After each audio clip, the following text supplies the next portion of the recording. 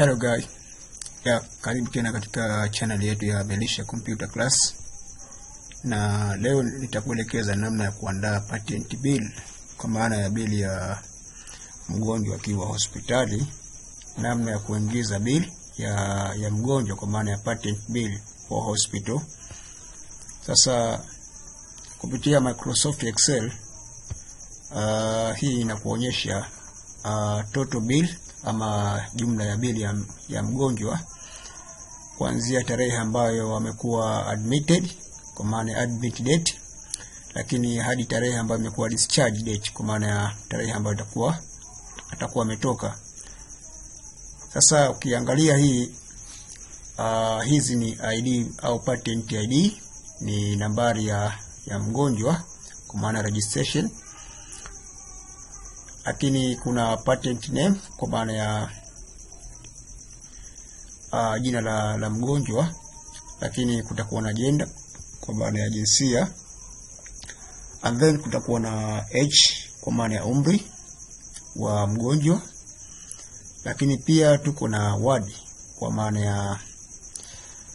ya chumba ambacho amelazwa huyu mgonjwa kwa maana ya chumba gani sasa, au kitanda gani kwa maana ile sehemu ambayo imekuwa admitted.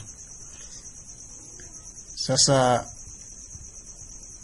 pia tuko na admit date, tarehe ambayo amelazwa huyu mgonjwa au amereport kwa maana ameingia, and then kutakuwa na discharge date, tarehe ambayo ametoka kwa maana ya date out au check out. Yes, hii ni check in na hii ni check out kwa maana ya discharge date, ile tarehe ya kutoka au ambayo ametolewa, and then kutakuwa na total days ama idadi ya siku ambazo amekaa pale hospitalini au amelazwa, and then kutakuwa na ward charge. Ward charge ni jumla ya hii ni amount ambayo atakuwa analipia per day ama kwa siku. Huyo mgonjwa atakuwa analipia shilingi ngapi kwa siku moja kwa maana ya ward charge, ile charge ambayo atakuwa analipa au bili ya siku moja hii, kutokana na wadi ambayo yuko huyo mgonjwa. And then kutakuwa na doctor fees kwa maana ya pesa ambayo atakuwa anachajiwa kwa doctor ambaye atakuwa anamtreat ama anamtibu au anamsimamia. Sasa kutakuwa na doctor wa private pamoja na general. Private doctor huyu itakuwa ni doctor binafsi ambaye atakuwa na yeye price yake itakuwa ni kubwa. Pia kutakuwa na total amount ama hii ni total bills. Total bill ni jumla ya bili ambayo atakuwa analipa kwa ujumla. Sasa guys, ukiangalia huyu mgonjwa anaitwa Munir, jinsia yake ni male kwa maana ya mwanamume, and then ana miaka 34. Wadi ambayo yuko ni general kwa maana ya public. Yes. Sasa ikiwa general, mgonjwa ambaye atakuwa na yupo katika wadi ya general, matibabu yake itakuwa ni ya kawaida tu kwa maana ya ile ya patasoti public madogo maana yake. Basi huyu mgonjwa kwa siku hiyo atalipia shilingi 600 kwa maana 600, wadi ambayo itakuwa ni general. Lakini mgonjwa ambaye atakuwa ni wadi yake au yupo katika wadi ya private, yeye huyu atalipia shilingi 1000 kama unavyoona hizi. Kwa hiyo kila kwenye mgonjwa au palipo na mgonjwa ambaye ni private, wadi yake au charge yake itakuwa ni 1000 kama unavyoona hii. Lakini mgonjwa yote ambaye itakuwa ni general inaonyesha kwa maana shilingi 600. Na hata hapa kwa mfano nitarekodi mgonjwa mmoja new patent. Kwa mfano huyu anaitwa anaitwa Umi, kisha nika press tab, itachagua hapa female, age yake miaka 21, Okay, sasa hapa kama ni general nitaweka hapa general, itakaa G. Nikiklik nitaonyesha kwamba huyu mgonjwa atatakiwa alipe shilingi ngapi. Pap. Kwa general, wagonjwa wote wa general wanalipa 600, na madokta wote ambao watakuwa wanaingia katika wadi ya general watalipwa 300. Sasa huyu mgonjwa kama kaingia tarehe 27 June, hiyo ni admit date, na tarehe ambayo ametoka ni tarehe 29 June. Kwa nikipress tab total day itakuwa amekaa siku 3. Kwa hiyo siku 3 atatakiwa kulipa jumla ya shilingi 2700 kama unavyoona hapo. Yes.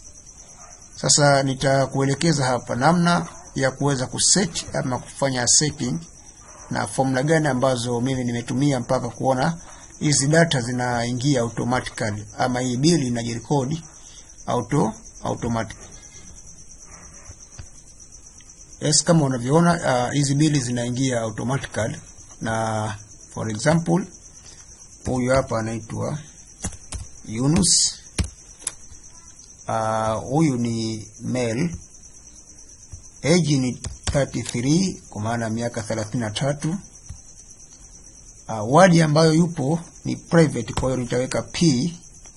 Sasa private nikiklik sehemu nyingine yote hapa nitawekewa kama fee yake au charge yake itakuwa ni kiasi gani.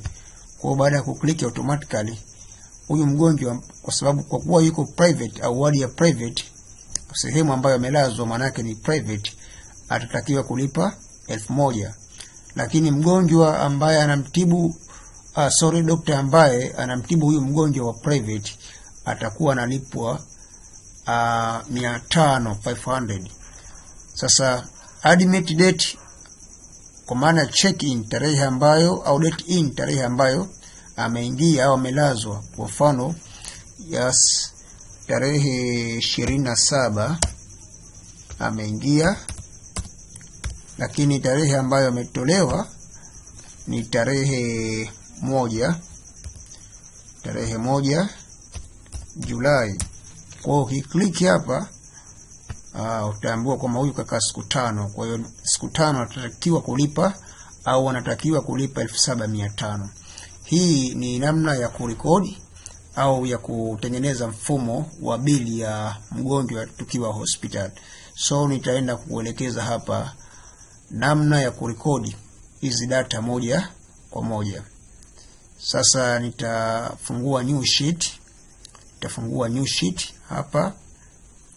Okay. Nitafungua hapa new sheet. So nitaingia hapa katika alama kujumlisha kwa maana ya new sheet. And then nitaweka hapa control A.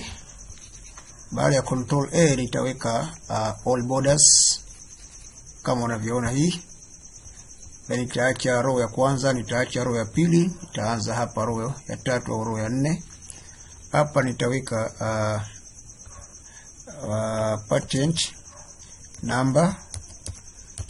number, and then nitajaribu kufanya column width kama unavyoona hii. Okay. Taongeza kidogo font size, and then nitaweka hapa name kwa maana ya patent name, sorry. Okay. And then nitaweka hapa gender, nitaingiza gender kwa maana ya jinsia. Okay. Kisha nitaweka hapa admit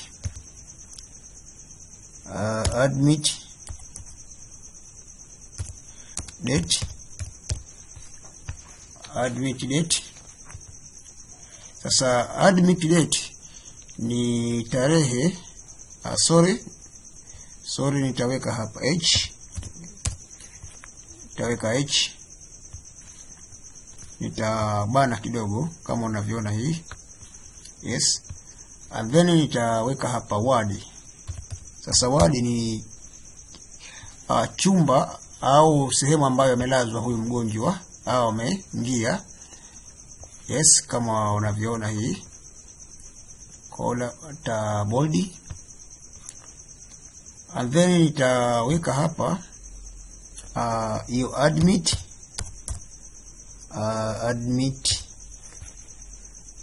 date, kisha nitafanya column width kwa maana nitaweza kutanua column, kisha nitaweka hapa discharge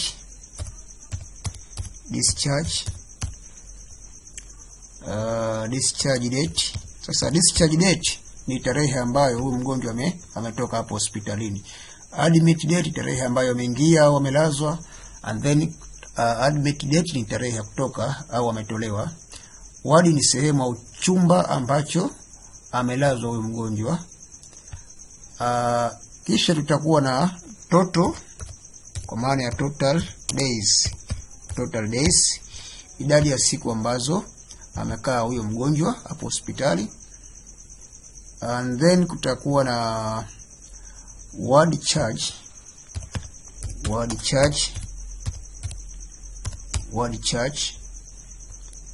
Sasa hii ward charge ni yes, discharge date tarehe ambayo ametoka. Sasa total days, yes, and then kutakuwa na ward charge. Hii ni price au bei au charge kwa maana ya pesa ambayo atakuwa analipa huyo mgonjwa kwa sehemu ambayo atakuwa yupo au amelazwa, yani chumba ambacho atakuwa amelazwa kutokana na ugonjwa wake. Kwa hiyo atalipa kutokana na hiyo sehemu ambayo yupo, kwa maana ya ward charge. Atachajiwa kiasi gani kwa sehemu ambayo atakuwa amelazwa. Lakini kutakuwa na doctor fee. Doctor fee pia ni malipo ya dokta ambayo atakuwa analipwa. Ni dokta wa aina gani ambayo atakuwa anamsimamia huyo mgonjwa. And then kutakuwa na total amount.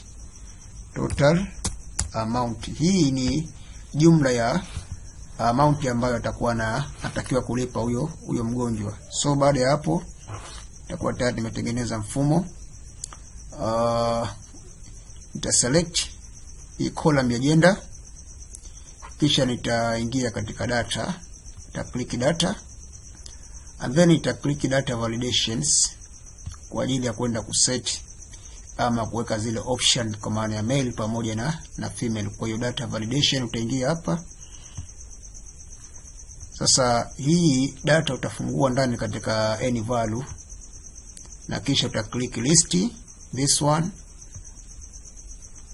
Sasa hapa katika gender nitakuwa na male, nitaweka comma, nitaacha space, kisha nitaweka female kama unavyoona, kisha okay. Okay hapa. Kwa hiyo kifungua humu ndani utakuta male pamoja na female. Yes. And then baada ya hapo nitajaribu ku highlight hii row, ta back home kwa maana nitaweza kurudi home na kuingiza color fill. Yes. Na hapa ni font color kwa maana ya rangi ya maneno nitaweza kuchange. Nitaweka hapa kama unavyoona. Yes. Hii ni jinsi ya kuweza kufanya settings ama kufanya formattings. Sasa patent number anza okay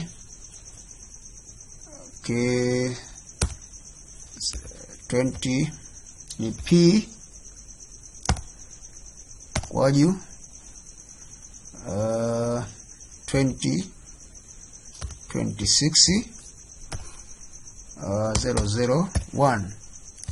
Takuwa na mgonjwa namba 1, namba 2 mpaka kuendelea mbele, kwa hiyo up to 10. So nitatumia hii fill handle na kisha nitavuta hivi. Kwa hiyo hapa mpaka mgonjwa wangu 10 hawa hapa.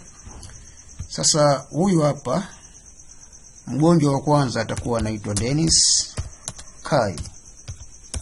Kai. Gender ni male, nitachagua hapa kama nilivyofanya ile setting. Age nitaweka hapa 21. Wadi, sasa hapa katika wadi nitaweka hapa tutanua kidogo hivi, tutakuwa na private pamoja na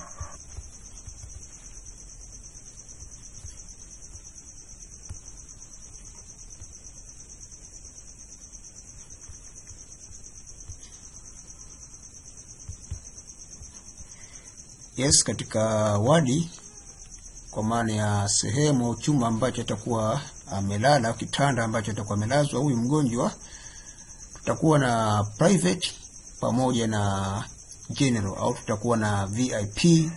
Itategemea na namna ama ule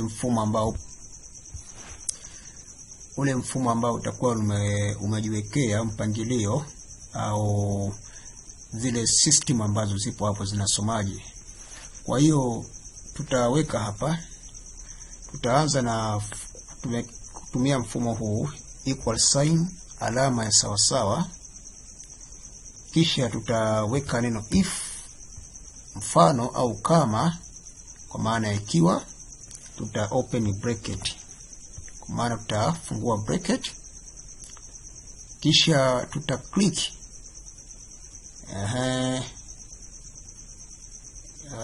okay, sorry,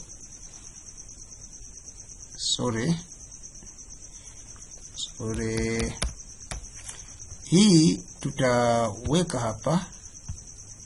Okay, tutaweka private au VIP, tutaweka private, tutumia neno private,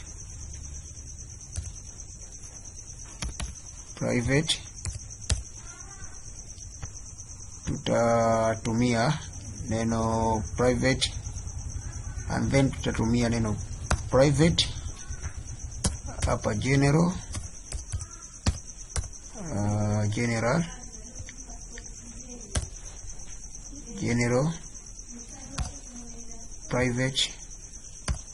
private, lakini tutaweka general, tutaweka hapa general, tutaweka private general, hapa tutaweka private kama unavyoona hapo. So hapa tutatengeneza mfumo mwingine wa kutumia data validation. Kwa hiyo tutaweza kuselect na kisha tutaingia katika data validations. Tutachukua hii data validation, yes guys, kisha tutachukua hii list na tutaset private. Tutaweka hapa, kutakuwa na private pamoja na general, kisha tuta click okay. So sasa hapa mgonjwa ambaye ataingia, kwa maana Dennis, huyu ni male, age yake ndio hii hapa.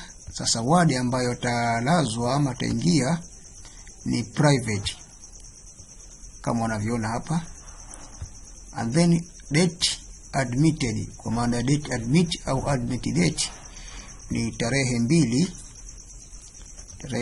June. Okay, admitted out, kwa maana discharge date, tarehe ambayo itakuwa imetoka ni tarehe 7 June.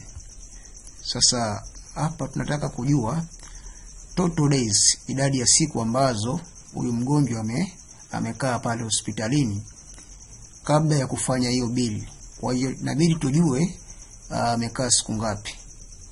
Sasa hapa nitaweka equal sign,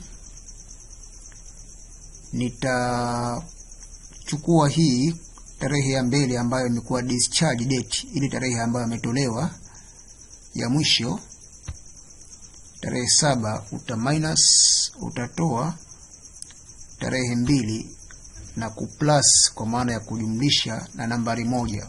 Kwa hiyo kipress enter,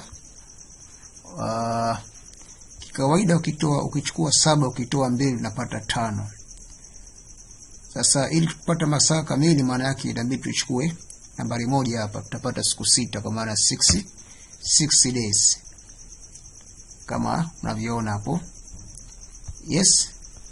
Sasa atalipa shilingi ngapi? Tutaweka hapa mfumo.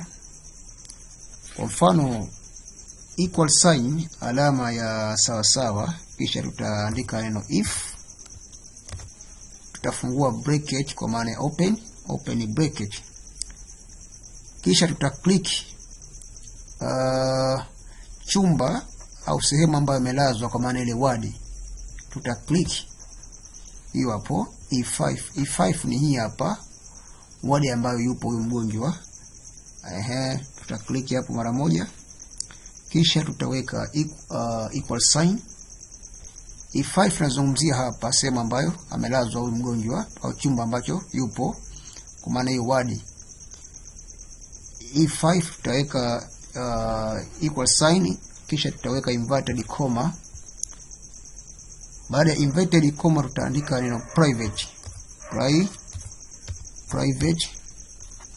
kama unavyoona hapo, kisha tutaweka inverted tena comma,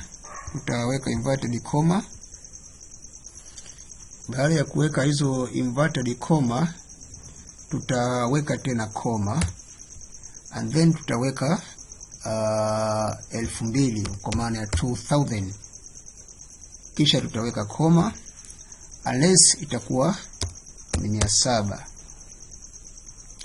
kisha tutaweka tuta close kwa maana tutafunga bracket, tuta close bracket. Okay, kama unavyoona hapo. Sasa tafsiri yake nini? Tafsiri yake ni kwamba ikiwa mgonjwa ambaye yupo katika ward ya private, huyu atatakiwa kulipa shilingi 2000 per day, yani kwa siku ambayo itakuwa yupo hapo. Kwa maana ile ward charge, atachajiwa shilingi 2000 kwa siku hiyo kama atakuwa yeye amelazwa katika ward ya private. Vinginevyo ward yoyote ile ambayo itakuwa yupo basi atalipa 700. Kwa hiyo hapo utapress enter, tutawekewa huyu kama huyu atatakiwa kulipa 2000. Sasa tutaweka kabisa na hapa vipi kuhusiana na fee ya doctor. Pia doctor kutakuwa na private na aina nyingine ambayo itakuwa ipo hapo kwa maana general. Kwa hiyo tutaweka equal sign, and then tutaandika neno if, tutafungua bracket kwa maana open bracket, na kisha tutaklik word kwa maana ya private hapa E5. E5 tutaweka equal sign, and then tutaweka inverted comma, kisha tutaweka neno private,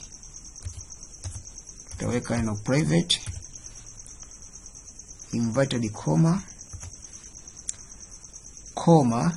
Sasa hapa doctor atalipwa shilingi 500 doctor wa private, kisha tutaweka inverted 500, tutaweka comma.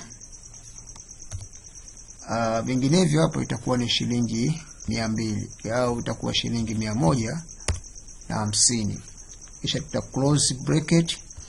Kwa hiyo doctor ambaye ataingia kama doctor ni wa private atalipwa 500, lakini kama ni doctor kawaida kwa maana general itakuwa ni 150. Kisha tuta press enter, utaona hapo jinsi itakavyokuwa.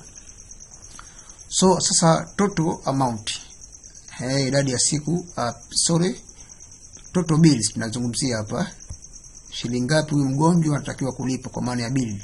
Tutaweka equal sign, tutachukua hii 2000, tuta plus tutaweka neno sum, fungua bracket, Tutachukua hii 2000 up to mpaka hii hapa, kisha tuta close bracket, tuta times, tutazidisha na 6 mara 6, and then tuta press enter. Kwa ukichukua 2000 kujumlisha na 500 unapata 2500, lakini times 6 mara 6, kwa hiyo jumla utapata 15000. Sasa kama kutakuwa na mgonjwa mwingine akaingia, huyu anaitwa Omi, huyu ni male, tutaweka M 33. Huyu ni general, sorry, tutaingia hapa, nitaweka general. Sasa general ilitakiwa kukaa hapa, nafikiri there are something wrong, maana kuna kitu kitakuwa kipo sawa. Hii general ilitakiwa kukaa hapa. Kwa hiyo admit date tarehe 2 June hadi tarehe 4. Huyu ametoka tarehe 4 kama unavyoona hapa June. Kwa idadi ya siku hapa takiwa zikae kama kule ambavyo nilikuonyesha hapa, siku 2. Ukitumia hii fill handle inakuonyesha hivi.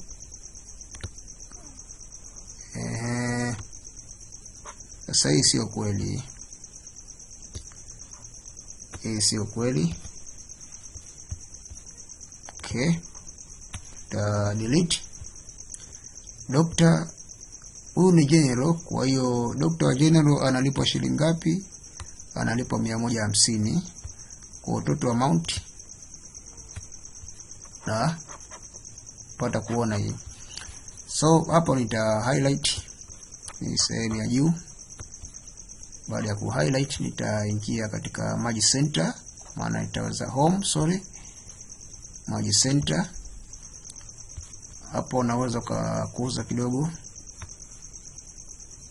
Yes, global au Azania dispensary or hospital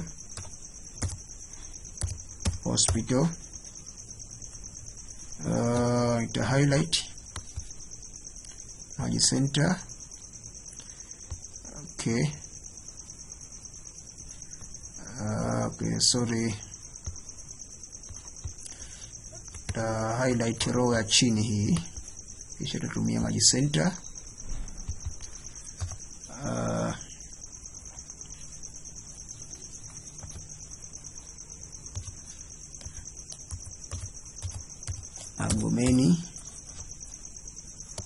Magomeni Zanzibar,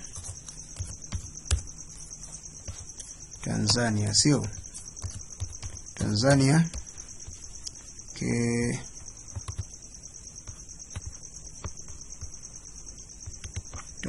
jaribu ku highlight hii row na kukata hivi vyumba. Bill for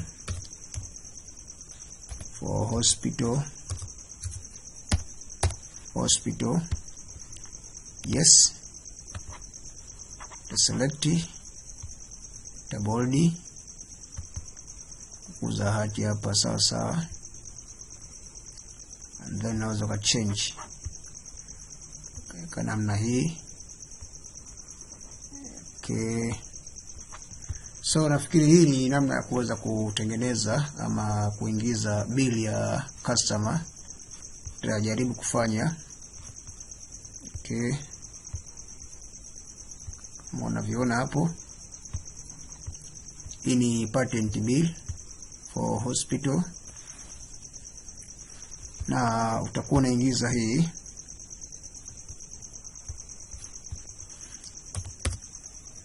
kilimo. Hapo utachagua